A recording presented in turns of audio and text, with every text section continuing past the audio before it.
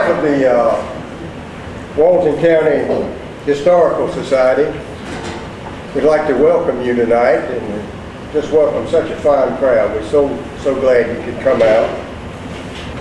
And if you're from Monroe, or if you're from somewhere else, such as I am, you will really enjoy tonight's program. It's a very interesting program and one that I think will apply to everyone. And it's indeed a pleasure for me to present one of our members, a young man of many interests.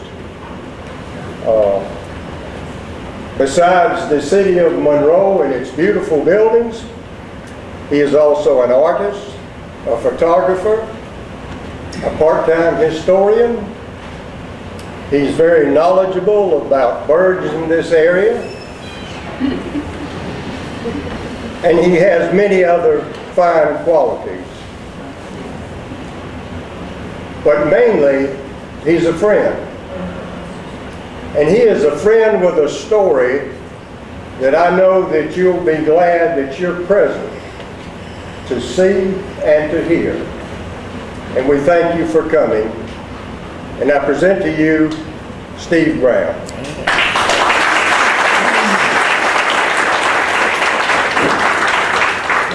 I'd like to thank John for those kind words. Is this on? No, sir. Well, good. Okay, is Krista Carroll here?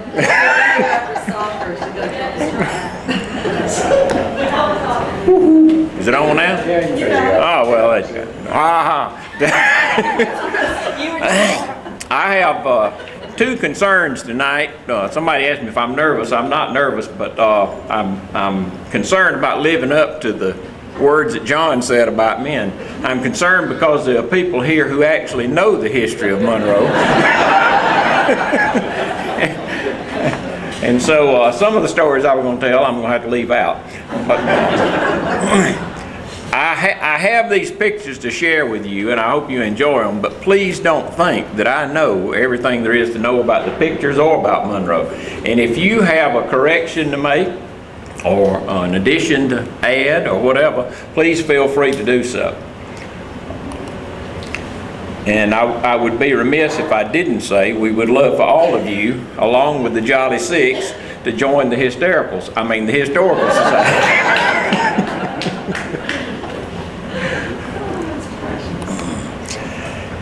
And before I start the program, let me say, if you have photographs at home, in a drawer somewhere or whatever, that you would be willing to share, we're going to try to do this again. And we would love to see, especially old photographs. I can make photographs today, anytime, but I can't make them 100 years ago. Now this program lasts 4 hours.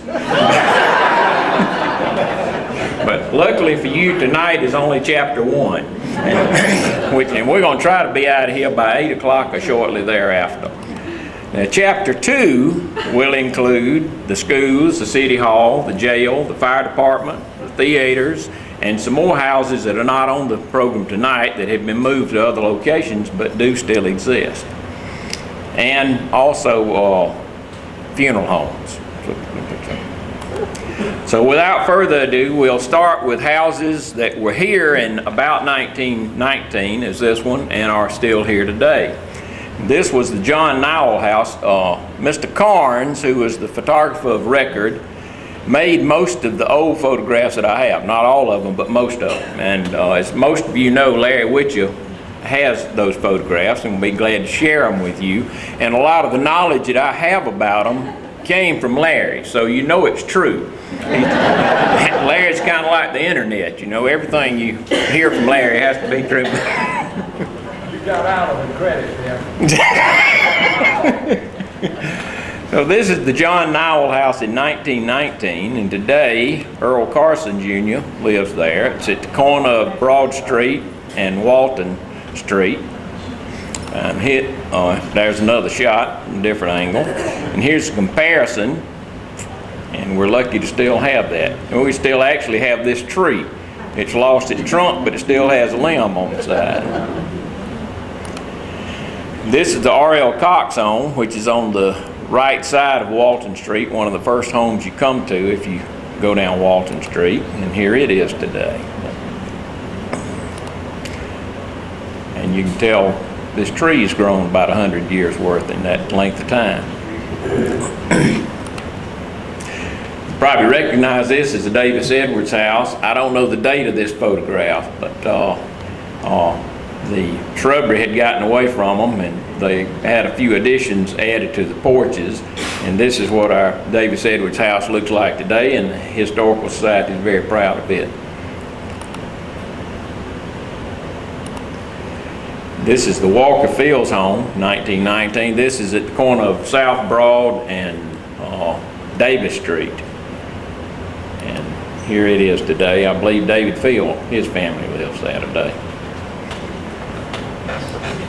If you can't hear me, yell, and I'll talk louder. And this is the Walker family in front of the home. I believe this picture's made in 1902.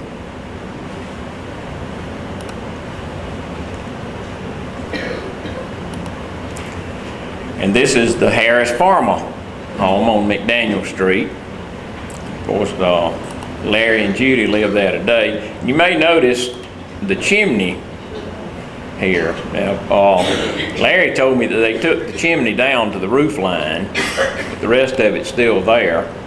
And you can see right there part of it.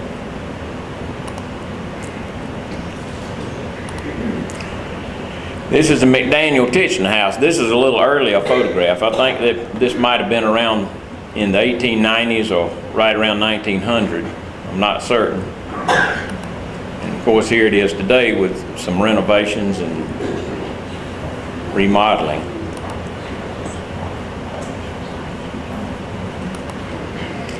This is the Selman estate. This was made about 1920. And here it is today.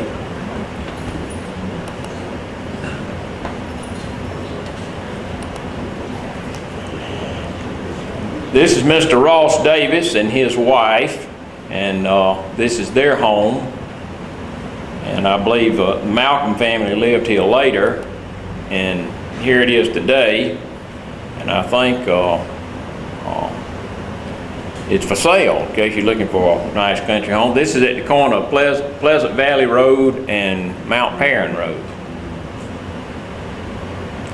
Pictures like this, Mr. Karn's actually making a picture of the folks, not the home, but it comes in handy to have the home in the background.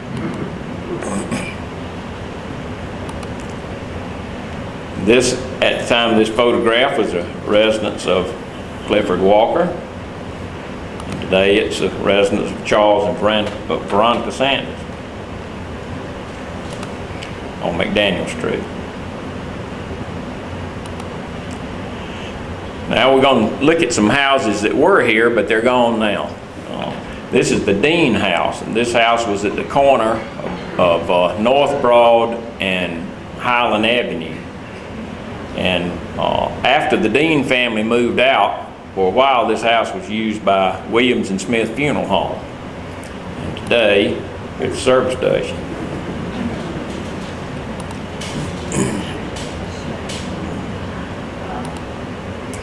This is the Langston home, which was located on Alcovey Street.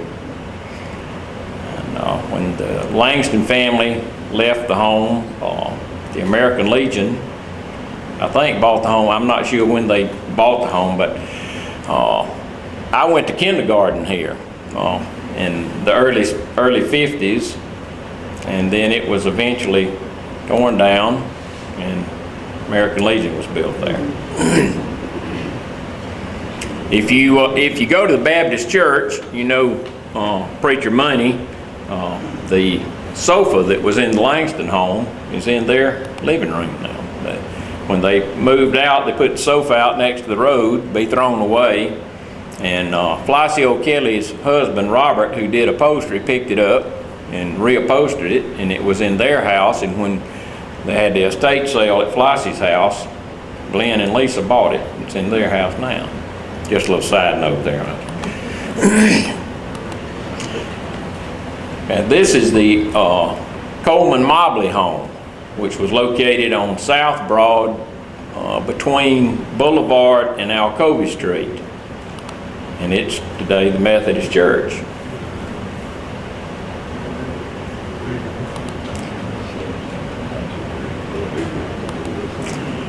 This is the Charles Fletcher Knight home, which was on South Madison Avenue. This picture was made in 1930. This is actually the front of the home around here. This picture was made from the side. And if you took the picture from the front of the home today, this is what would be there. But the Knight home still exists. It was moved. I'm not sure where, but I know it's still in existence. This is the Braswell home, which was on Church Street, out close to the fairgrounds. This picture was probably made in the 1960s, right before it was torn down, and it's Tall Oak subdivision. This is Viola Tola's home. This is at the corner of Highland Avenue and Midland Avenue. But at that time, Midland Avenue was called Railroad Street. And if you look, you can see the railroad tracks ran down the center of the street. And today, that lot is vacant. But you can still see the decorative wall that was around the property at the time. And we're going to come back to this lot a little later and talk about what was there before Miss Tola built her house. This is the home of J.C. Phillips, and I didn't know J.C., but I'm assuming this is probably him sitting on the front porch with one of his children. And this home was on South Broad, and it burned. And J.C. replaced it with this home. Yeah, this photograph's made probably around 1910, something like that. And to give you some reference, Jack Arnold's home is now the Music and Art Guild. And this is the Carter Watkins home that the Baptist Church owns. But Mr. Phillips sold his property and his home to the directors of the new Monroe Hotel. And they paid $13,000 for that and tore the house down and built Monroe Hotel. Or Hotel Monroe, I think more correctly. And this is architectural drawing of the hotel without the shrubbery and all. And here's the goat man about to check in.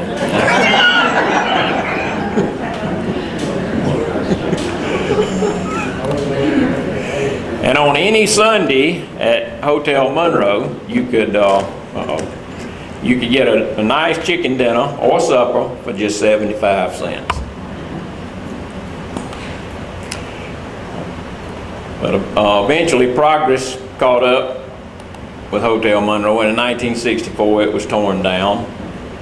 And all, as this sign says, all materials were sold to make way for the bank, which at that time was the Farmers Bank, not Wells Fargo. And you got trees again. These are the same trees right here.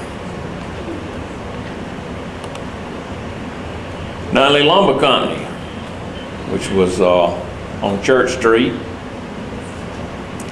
Nunley's burned in 1956 and was built back, the Roy Nunley Memorial Building, in April of '57, and it's still with us today. It's no longer a lumber company, but the building is still there, used as an office building.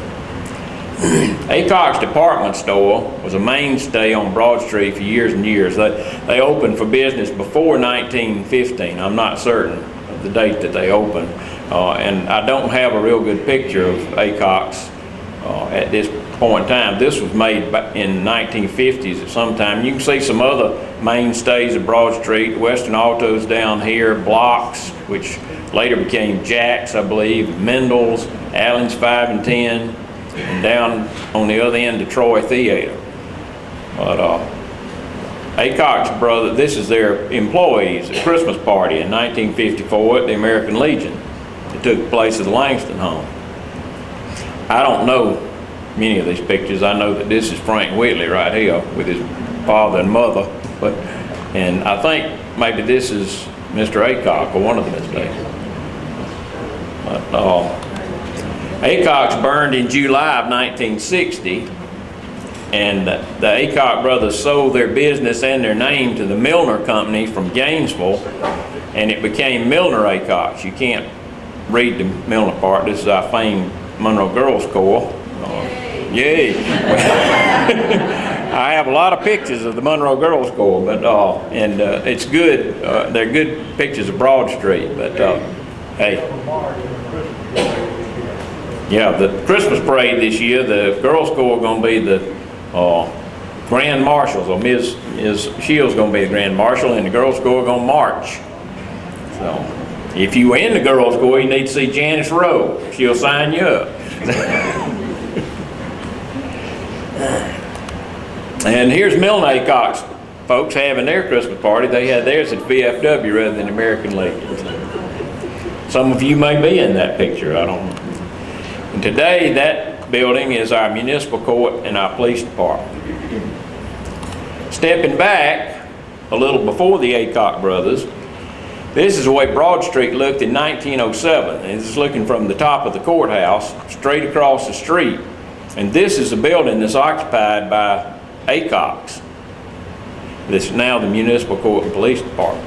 But and you notice in this picture there are no trees, but if we go back a little further, and I don't know exactly how much further, this is the same building that Aycocks was in, and this is the Day Avery and Company. I don't know for sure, but I believe this is probably Mr. Day and Mr. Avery in the center of the picture here. And the only person I can identify for sure is this gentleman, and this is Claude Arnold. He was the sheriff. He's leaning on his billy club right here. And I don't know, I think he was a fairly good peace officer, but he was real good at showing up when there was a camera around.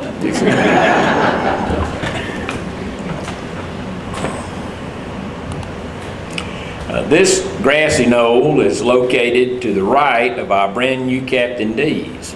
And right now there's nothing there, but at one time the VFW was there. And if you went to the VFW, went in the front door, you could go straight ahead, you could go to the right, or you could go to the left. If you went to the right, you went into this parlor. And when I was a child, there was a huge TV here. It's decorated for Christmas here, but there's a huge TV. And nowadays, huge TVs are very common, but in the 1950s, they weren't. And it was quite a treat. We'd go out there Friday or Saturday night, and you could go in here and watch TV. I don't know that the TV was that large, but I think the glass in front of the screen was about 10 inches thick, which made the picture large. Let's back up. If you went in the door, and instead of going to the right, you went to the left, then you entered a den of iniquity. I don't have any pictures of the room to the left where they served adult beverages and the walls were lined with one-armed bandits. That's right, paid for the girls' corps.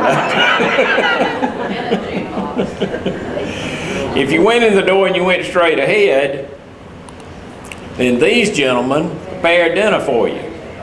Now, I couldn't name all these for you. I can tell you that this is Junior Armstrong, and Junior's Barry's father, if you know Barry. But if you were going there for dinner, they'd cook you one of these nice ribeye steaks, along with a baked potato and a tossed salad with the world-famous VFW salad dressing. And then you could play bingo to your heart's content. If you didn't want to do that, you could go next door and play in the VFW park. This is Barry's birthday party. And I'm pretty sure this is George Bell. I don't know these other two kids. Buckles Hardware, which is right across the street, occupied the building that before then was Gallant Belk. And of course you recognize the Belk name. They're still in business. I don't know what happened to Gallant. He galloped away, I guess. And you can also see in this picture Rexall, which is the Carmichael Drugs. Dr. Farmer in the back there, worked there for years. But Gallant Belt, before it was Gallant Belt, was the W.H. Nunley Company, and it opened in 1884. And this picture is somewhere in the 1930s, and I think they must be having an auction. There's a guy standing here. It says settling the estate sale. I would point out that at this time you parked in the center of Broad Street instead on the sides. And it must have been a good sale because there's a lot of folks there. Over here on this side is an A&P grocery store. If you went in Nunley's department store and you went downstairs, you found the millinery and the ladies' ready-to-wear. And upstairs, you had the gents' furnishings department on one side and the dry goods department on the other. And also, over the front door was a bargain balcony. This is Young's Funeral Home. This picture was made in 1946.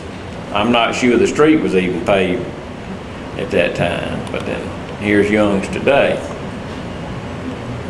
And you notice, I believe it's the Missionary Baptist Church in the background was there in 46 and still there today, and they're building a new church right now.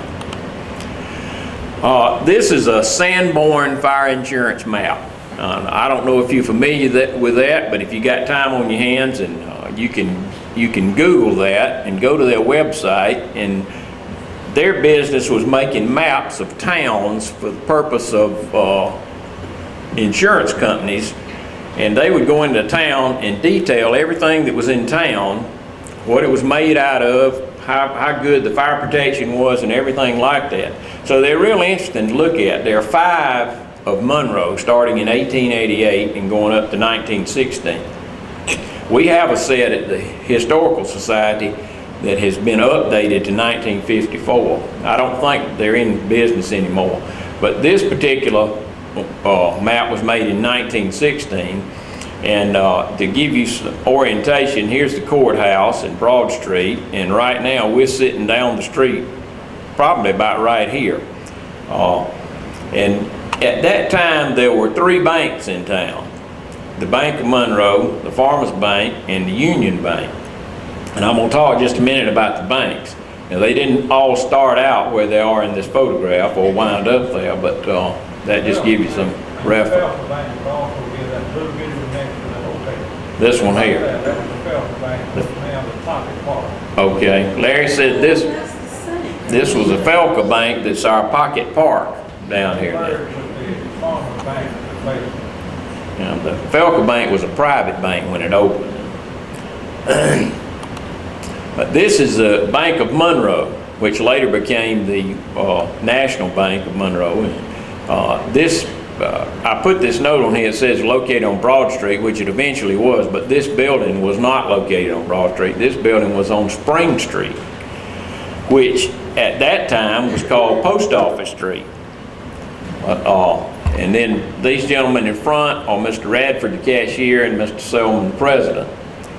The Bank of Monroe, this is, if you were on top of the courthouse, which I was, and looking down on Spring Street in 1901, this is where the Forestry Service, I think, or USDA, something like that, has an office. In 1901, the Bank of Monroe was right here, not in this building, but in its own building. The post office was next door, which is why it was called Post Office Avenue. And the Sanborn map says that this is coffins. Now, I don't know if that means they sold coffins, made coffins, or filled coffins, but they did something with coffins in this building. There was a tailor here and a printing company here, which might have been the Walton News, but I'm not sure about that. And there was a jewelry store here. This building sits right behind what would eventually become the National Bank. This picture is from about 1955. You can see next door the soda grill that was run by the Dow family and Sanders Furniture. And then today that building serves as our extension office. And the National Bank, which is now Athens Bank and Trust, moved to this new facility. All right, going back to the Farmers Bank, this photograph was made in 1904, and there's a lot about this photograph that's interesting to me. These people are gathered on the Courthouse Square, and we see across the street Breelove Hardware, and there's a hardware company on this other corner also, and you can't read this, but this is Monroe Cash Store right here. And if you about right here is where Carmichael's were located, in the center of the Felker building, I believe it is. But anyway, if you notice the date, this photograph's made in August of 1904, and the occasion is a Confederate Veterans Convention. And they have a speaker, Judge George Hillier. That's Judge Hillier on the podium here. You can see the base of the Confederate Memorial. It had not been completed at that time. But to show you the difference in people and times, there's a couple of hundred people here, most of the men dressed in black or dark, and they're sitting out in August sunshine listening to Judge Hillier talk. And I don't know for sure, but I'm betting he talked more than 15 minutes. I mean, his subject was an eyewitness account of the Battle of Gettysburg, which I think lasted 3 days. So I'm thinking, you know, this speech is probably a couple hours at least. And a lot more patience back then, and not as many distractions as we have today. But anyway, the sign here says bank. Now, according to what I've read, the Farmers Bank was not chartered until 1906, but there is a bank here, and I can't reconcile that. Maybe somebody else can, but we're not going to worry about it. We're going to move on. And this picture in 1907, the bank is shown there. And this is what it looked like when I think this picture is dated from 1914. Next door is a grocery store, which, according to this sign, had taken over from Mrs. M.L. Bowen's dress shop.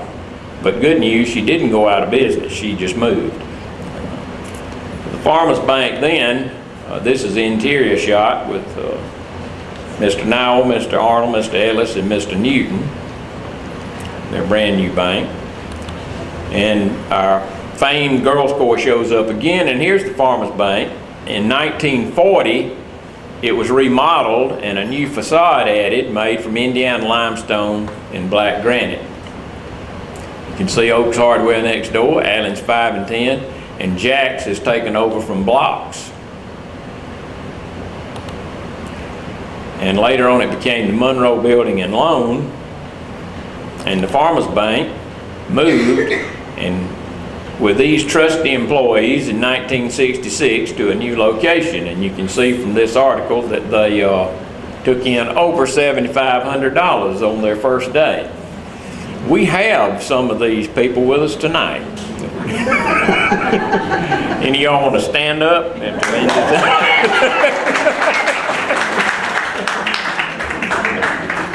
I know there are at least 2 of them here. And today Mike Cash is on the corner where the Farmers Bank used to be. The Farmers Bank moved to this location where the hotel used to be.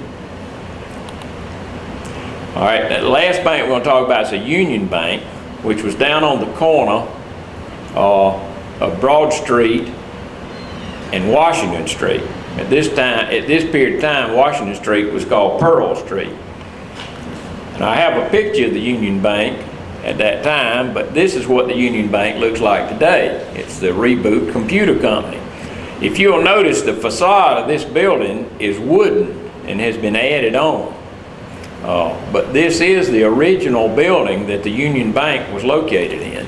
And this is the way it looked when it was the Union Bank. That's right. We're getting a picture from, if you want a picture of the bank, you can get one from Larry. He's got, this is a picture that has the bank in it, but it's not a picture of the bank. It's actually a picture of Hester Stevens and his family in their new car. But it has the bank in the background. And You also notice that this bank is sitting on the corner of the Art Guild and Music Guild right across the street. There's nothing between the bank and the Walton Hotel, just empty space. There may be a small office building up here, I'm not sure, but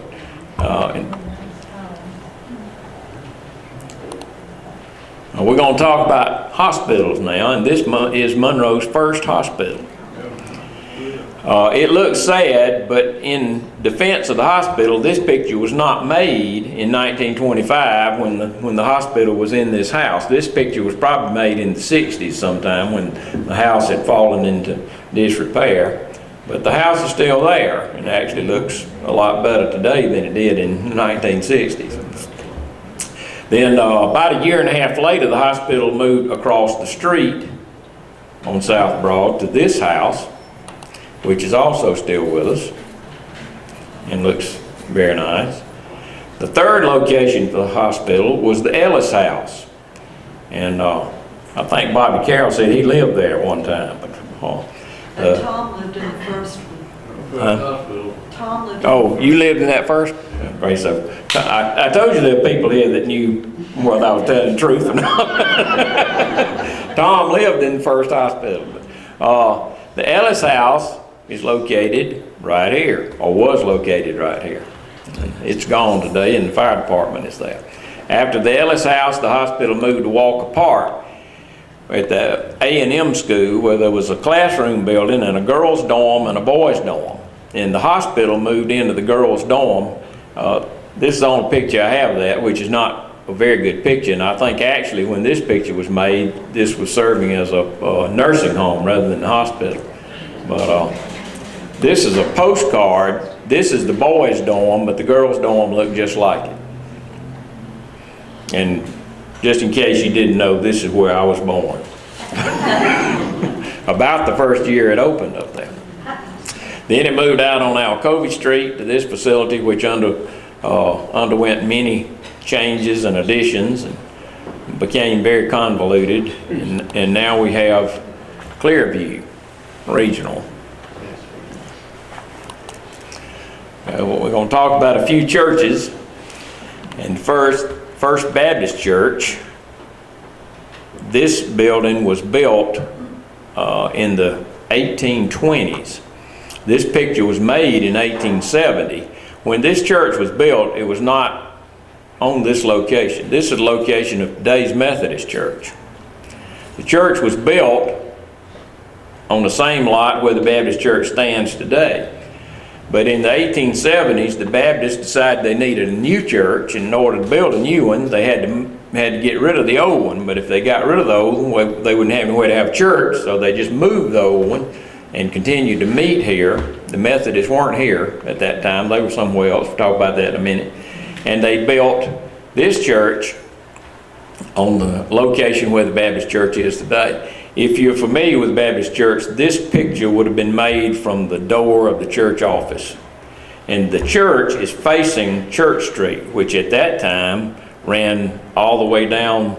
Actually, Larry Farmer told me a while ago he's not sure that his driveway is not Church Street, but it ran all the way down. Later, when that was closed off. This house here was the church parsonage, and it burned in 1910. This church was dismantled and sold to the Macedonia Baptist Church out toward Gratis. And this is what it looked like when it was re-erected out there. This is just another shot of that same building. This made from the corner of Wayne Street and Church Street. And this church was built in 1916. Great oak tree here. We don't have that anymore. This house in the background was where Ezra and Bessie Chick lived. And the church eventually bought that, and that's where the fellowship hall is today. Remember Ezra Chick. We're going to see him again in a minute. And this is our Christmas card. Okay, let's go back to Ms. Tola's lot on the corner of Highland and Midland. Before Ms. Tola built her house there, it was the location of the first Methodist church. Now, the exact location is in question, but there was a gentleman, I believe Reverend Walker, I'm not certain about his name, but he wrote a series of articles in the Tribune back, I believe in the 30s, maybe early 40s, called Monroe 60 Years Ago. And in one of those articles, he said that the Methodist church was located at the highest point of the grade of the railroad track before it left town.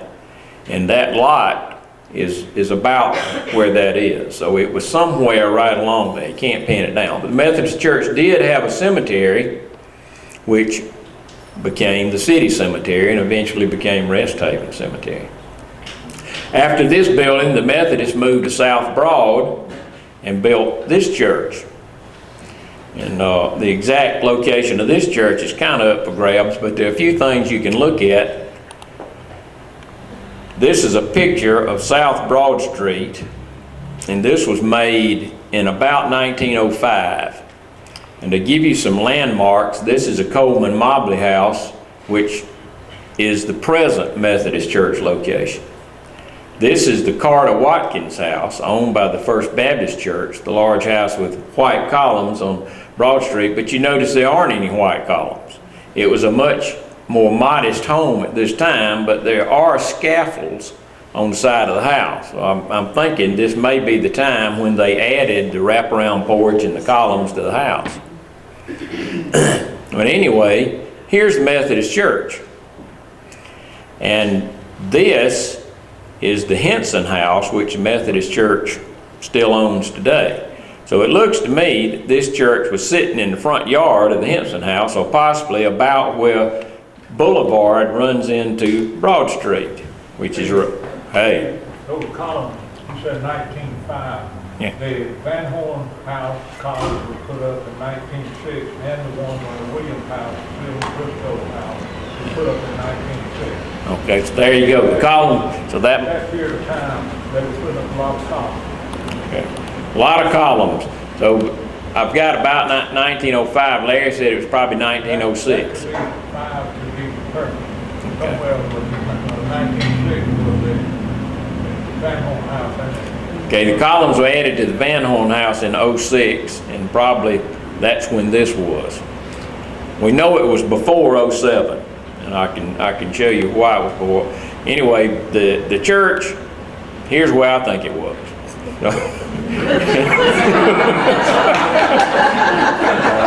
Now, you can look at that right there and tell how much I know about technology, but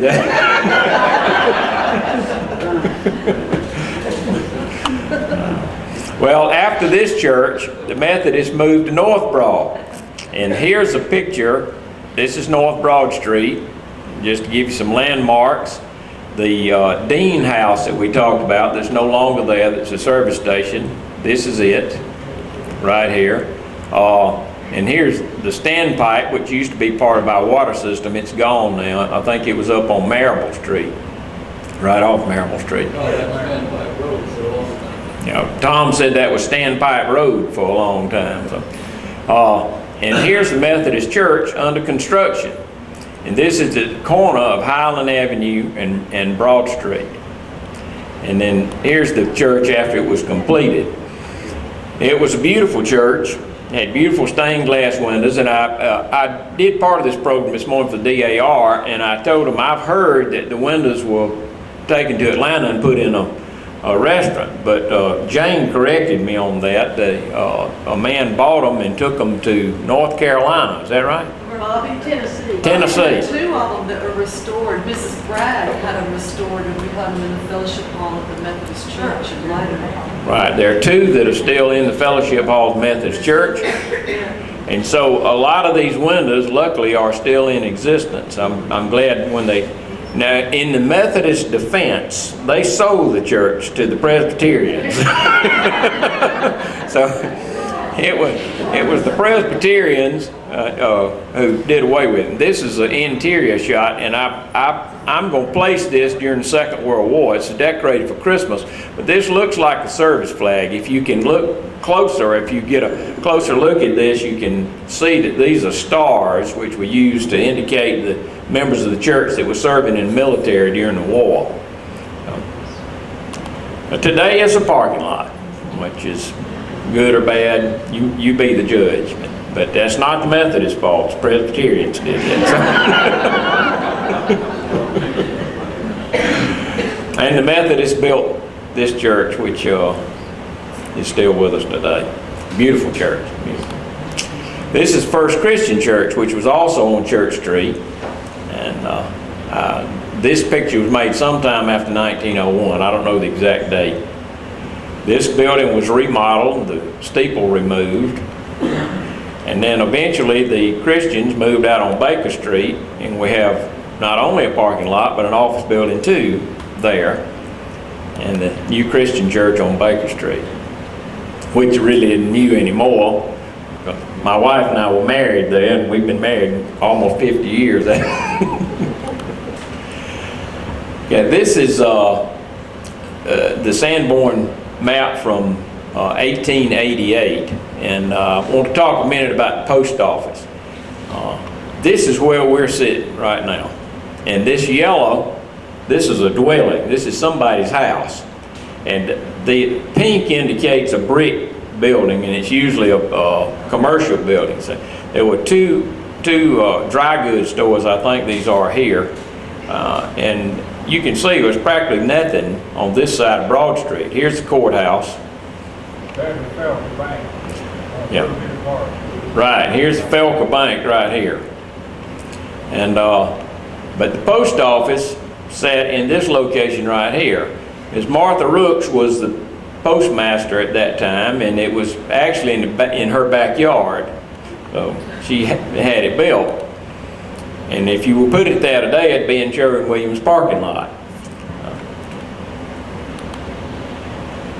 It was later moved. Now, that last shot, it was right here, and we've moved across this alley that's actually behind where we are tonight into a storefront here. And we saw this a while ago when we were talking about the banks. This is the location of that post office. Okay, this is a 1916 map, and we're sitting right here, right now. Just in case you want to know, they sold buggies in this building. The post office was right down the street. Let's see, I think here's a close-up. We got buggies for sale where we're sitting right now. Now, it says buggies. Maybe they built buggies or repaired buggies, or so, I don't know. They did something with buggies. Next door was furniture. Next door to that was a barbershop, which later became Lacey's Barbershop, I believe. But in the back of the barbershop, there was an undertaker. But don't worry, it had a concrete floor, it says here, so they were safe. Next door to that was the Coca-Cola Bottling Works, Walton Tribune, and the post office occupied this space. And here's a shot of those today, give you some bearing. This is the consignment shop that's next door to Amici's. That's where the barbershop and the undertaker was. Coca-Cola Company was where Lollipops is. The Walton Tribune was here, and then the post office was in what is now the Tribune's front counter, that space there. Well, as long as this is the last one now.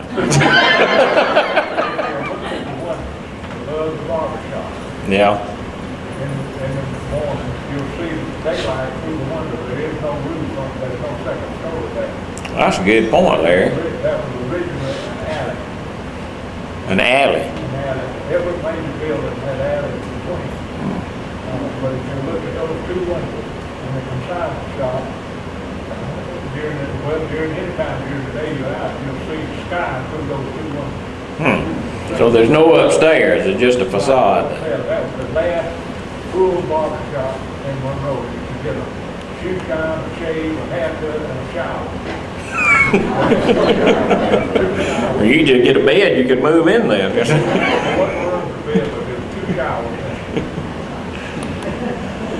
Now, this is a picture that Mr. Carnes made of South Broad Street, and you can see the names of, most of these houses are gone. Some of them luckily have been moved to other locations. The ones that are still with us, the Williamson home, or the Carter Watkins as the Baptist folks call it. The Coleman Mobley is where the Methodist church is. You can see the mill down here, Baptist church here. Jack Arnold lived on this corner. Have any of you ever been to a Chautauqua? Yeah. Yeah, Tom has. Okay. They used to have, Ed Carwell used to have one at the courthouse. It's some religious thing with a lot of music and so forth. It could be very entertaining. Well, that's about good. There was a Chautauqua going on then, and as Tom said, it was just kind of an entertainment. It was usually had a religious theme, but they had people who sang. They had bands, orchestras, and usually a speaker. I had a program for one that was in 1937, and the first night's speaker was talking on the subject of Ethiopia. So I'm not sure how religious that was, but Mr. Ed Caldwell, who was the editor of the Walton News. Yeah. He would run a Chautauqua in the courthouse. and Mr. Caldwell, he was a preacher too, wasn't he? Yeah. Well, anyway, getting back to Jack Arnold, a couple other, I don't have, this is the only picture I have of Jack Arnold's house, but again, Mr. Carnes, who lived right across the street, made a lot of pictures with Mr. Arnold's house in the background. And here's one. This is Jack Arnold's house back here, and this is Monroe's 1915 track team. And this is Ezra Chick, who lived in the house that the Baptist Church bought, made into a fellowship hall. This is Lee and Andy Malcolm's office, which at that time was Mr. Carnes' house. So, they're standing on Washington Street. Here's another shot, Mr. Arnold's house here. And this is a Mitchell wagon loaded with cotton and pulled by two very hungry mules. And here's, you can see the Walton Hotel back here.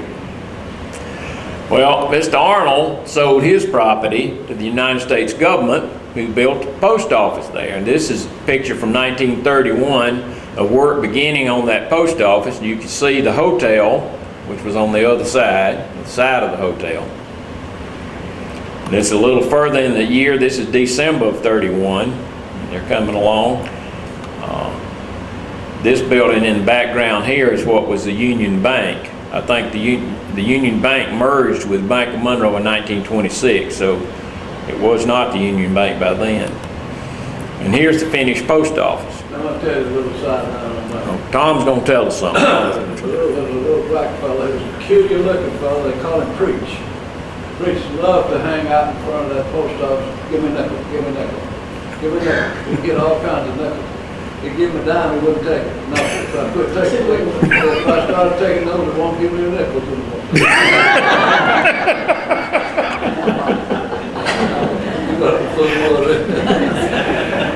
Okay, and the goat man now has moved out of the hotel and he's mailing a few letters on his way out of town. And here's our Music and Art Guild today. Still a beautiful building. This is Mr. Carnes. Larry, what's this guy's name? Handsome. Manson. I don't know where he was a cowboy, but he was a cowboy. But Mr. Carnes made a series of pictures from the top of the courthouse. I decided it'd be a good idea to do the same thing, to imitate his pictures. And so one day I went to the courthouse, knocked on the door. This nice lady came to the door and she said, I said, I'd like to go up on the roof. And she said, well, you can't. You have to talk with, I forgot the lady's name, who's head of the county's facilities. But she, Joyce Chambers, she's a very nice lady also. Well, anyway, I went out to the new courthouse and I talked with Joyce. And she said, yeah, you can go up there, just don't fall off. And I said, well, I don't need to sign anything. She said, no, it doesn't matter. So I went back to the historic courthouse, and they let me in, and a gentleman with the recreation department carried me up to the 3rd floor and opened the door, and this is what I saw. This sign says low headroom. That should be changed to no headroom. This is a little under 4 feet right here. You have to crawl through this space, and you go up this step, and then you crawl through this space, and until you get to these stairs. You go up these stairs into the room where the clock is. The works of the clock have been modernized a lot, and they're actually on the floor below this, but the bell still rings and the clock works. Then there's another shot of the bell. Then you leave this room by this ladder. Now this ladder is handmade, and from all I can tell, it's been there since the courthouse was built in the 1880s. And I'm not a little guy. So I had some misgivings about going up the ladder, but I made it up the ladder, and you notice what the floor above looks like. It's just a bunch of boards laying up there. And you get up there, and here's this dilapidated step ladder that's just leaning against the wall. The middle rung's missing completely, and this rung's been replaced by 2 before. So you climb up this ladder, and then you push this trap door off the top, and voila, you're on the roof.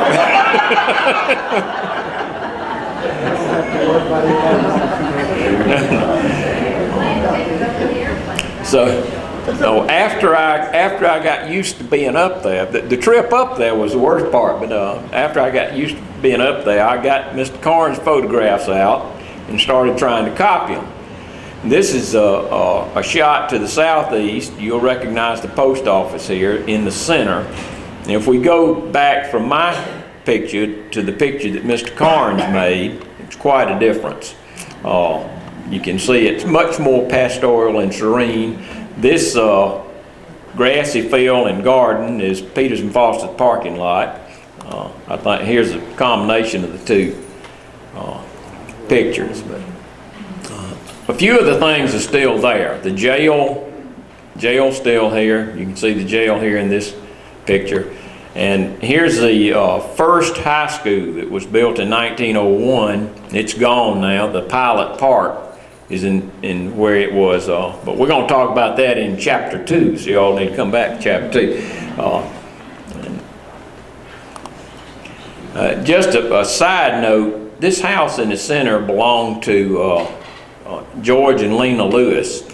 And I don't know for sure, but I think George passed away fairly soon, and Lena lived here for years, and she was a mainstay in a lot of the clubs in Monroe, the garden clubs, the women's club, the DAR. Well, she had beautiful gardens around her home, and the home itself was beautiful also, as were a lot of these along here. But this is Ms. Lewis right here in the center. This is the Athenaeum Club. We have some of their members with us tonight, but I don't think they're in this picture. This was their 59th anniversary in 1949.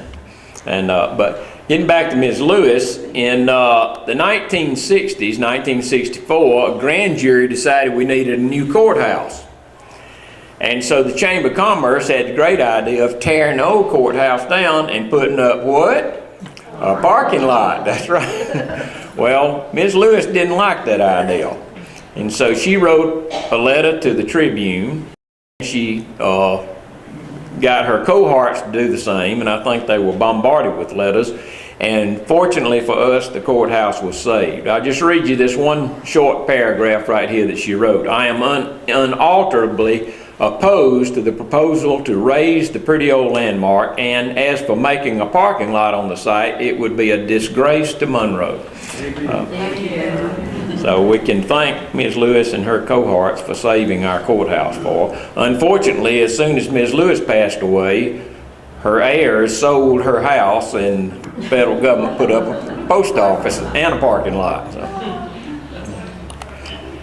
This is a shot down South Broad Street, the Methodist Church. Here's the Karn's house right here. And this is a shot. seen this earlier that Mr. Carnes made of the same stretch. The Walton Hotel is still with us. Not a hotel. Oh, here's my Chautauqua thing, but I'm not going to read that to you. I would point out that it does say that the West Walton Orchestra was playing. Now, I don't know what that was, but I don't think it's around anymore either. And this is a shot he made. This is a shot I made straight in front of the courthouse, and this is the one that I showed you a while ago that Mr. Carnes made. Most of these buildings, or some of these buildings in back, were livery stables. Had a lot of stables back then. And this is Spring Street. Spring Street was named Spring Street because there actually were 3 springs in Monroe, and one of them was in this area here. Is that Children's Park? Yeah, this is would be Children's Park down here. It used to be the football field, and the library would be right about here. Can't see this building too well, and I'm going to talk about this in chapter 2, but I would mention this building's still there. It's a church today, but it was our first city hall, our first fire department, and our first jail, all in this building. That's at the corner of Wayne Street and Spring Street. If you're sitting at this red light, which if you ever get caught, you sit there a while. If you look across at this building, you can see there's a big door that's been closed up, which is where the fire engine was kept. And this is looking north on Broad Street, and here's the new city hall, and this is where the Carsons lived, we talked about a while ago. This is what it looked like in a little after 1907. The Methodist church is complete. Dean House is here. I was telling Harry Arnold earlier, if you have the full view of this picture, Larry's got that, but Harry and Helen's house is right over here, just out the right. You can't see it in this one. Yeah, I'd like to finish up with Roy Rogers.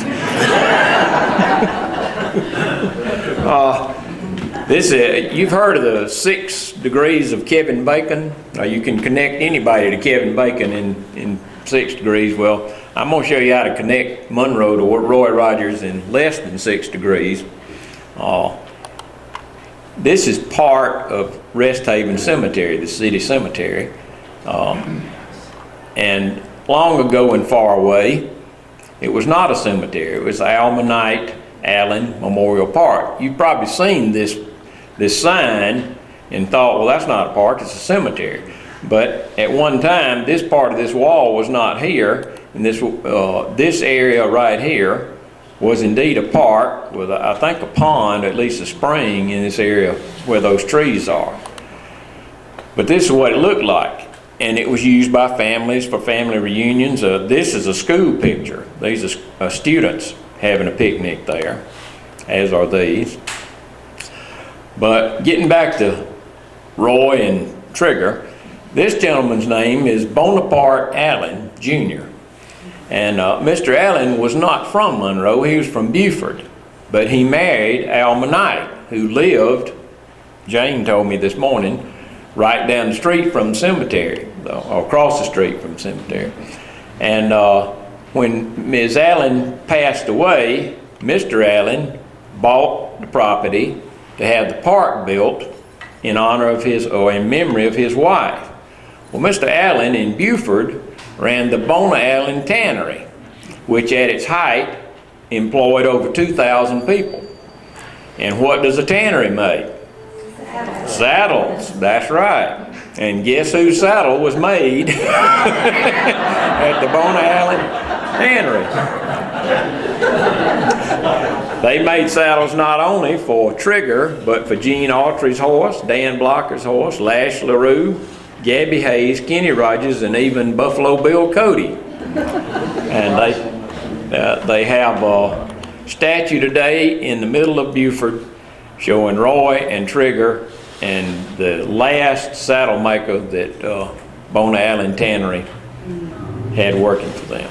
When the union organized, Mr. Allen went out of business. Yeah, they had a resurgence during the Second World War because of I don't know, there's a lot of things that were rationed, and that did the tannery business good, but finally they did go out of business. Just wasn't that much call for it.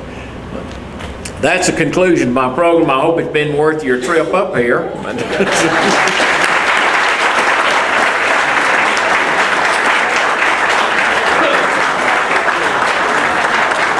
We're going to try this again sometime next year with chapter 2.